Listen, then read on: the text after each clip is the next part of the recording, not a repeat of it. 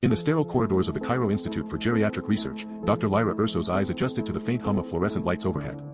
She had worked here for nearly 2 decades, studying the effects of cognitive decline on patients in their golden years. The research was crucial. With an aging population worldwide, there was a pressing need to understand how the human brain adapted, or failed to adapt, as it aged.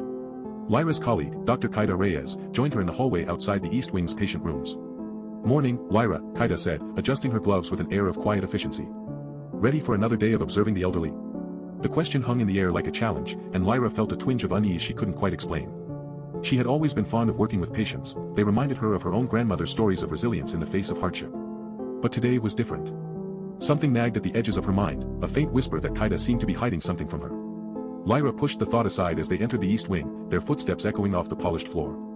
Inside room 314, Mrs. Ada Patel lay motionless under a thin blanket, her eyes closed in what appeared to be a deep sleep. This was where things began to unravel. For weeks now, Ada's cognitive scores had been slipping, not dramatically, but enough to raise concerns among Lyra and Kyda about the efficacy of their current treatment protocols.